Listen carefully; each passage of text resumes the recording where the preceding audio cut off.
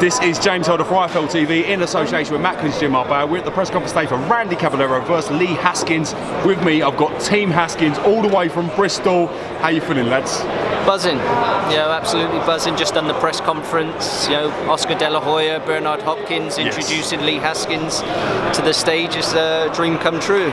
You've been with Lee all the way through his journey. You've been up and down England. He's been at small leisure centres. You've scraped and got in fights where you could. How does it feel to finally for him to get an opportunity like this in Las Vegas? It's a dream come true. We've had him since he was 12 years of age. Throughout his career, we've had ups and downs, tears, joy. All the emotions that go with managing a fighter, and this chance, we just didn't know if it was ever going to happen. He's never really even been able to get on the big stage in the UK, like you said. We've been in the leisure centres back in Bristol. We don't have a big venue, so it's always been a struggle. Why do you think that is, the struggle to get him on the big stage? He's undoubtedly very talented. He's known as one of the best bantamweights to come out of the UK in a long time, but why has it been that sort of the unwillingness for people to get him on the big stage, if you like? I think it's very difficult when you haven't got a big venue nowadays in your home city. It's a lot easier to talk to the likes of Eddie Hearn, Frank Warren, Mick Hennessy when you've got that big venue and you can say, oh well, bring down Anthony Joshua or bring other big names and we can sell out. But we haven't got that facility, and it makes it very difficult then to get the big events and obviously the big fights with the big budgets to bring your man through. So we've had to do it the hard way. We've had to duck and dive, but we've got here. Speaking of the hard way, where's your old man? It don't feel right having this momentous moment without him being here. Yeah, it's a shame. You know what I mean? He's just had a little issue with his visa that he's just trying to sort out. So please God, he'll be here. But we're all good here. Lee's here. We've got Nigel here, Dave. We've got the same team since day one. And that's how we do things. And we're in good hands, and please God Dad can make it out. If not, we'll just get on with the job in hand and get the win. I had visions of your old man arguing with Oscar De La Hoya or sparking it off some point during the press conference. I'm a bit disappointed he wasn't here to get involved, because it brings controversy, your old man. Do you know what I mean? Yeah, he'd be buzzing today. He gets involved, doesn't he? It's been a little bit calmer without the old man here, but you need that experience, and he brings that, and he's always buzzing for me. He loves the game inside out, so it's a shame not to have him here today. Well, he won the title, obviously, Randy Caballero, defeating Stuart Hall.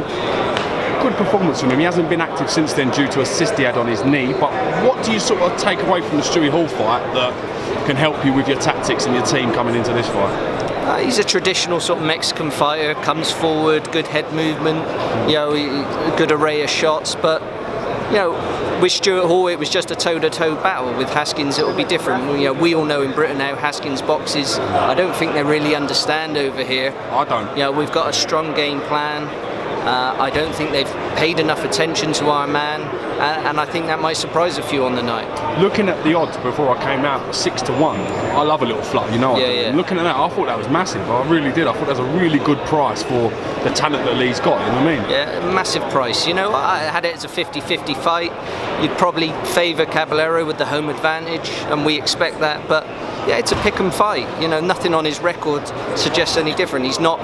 I don't think he's not a young Oscar De La Hoya or a young Felix Trinidad that were coming over to fight. He was just a bit better than Stuart Hall. When Lee Haskins boxed Stuart Hall, he boxed his ears off for 12 rounds.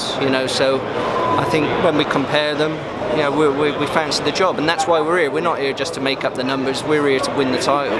Do you feel he's got to win wide, or he's got to win by KO to get the decision here? Are you confident if it goes to the judges' score? Now, I believe it is 3 American judges that he would get the decision here. Yeah, I'm not too worried about the judges. I think we just take it round by round. I think the way Haskins boxes, he's quite clear with his point scoring and his shot selection. And if our man hits him right, I don't think they really understand how hard our man hits. And his record can be deceiving early on. We held a few up in the early days, so his KO percentage may not be. They love a KO percentage and all that nonsense over here.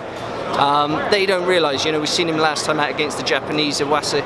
If he threw that left hand again, straight through the middle, that'd knock any bantamweight in the world out. And it may happen Saturday night.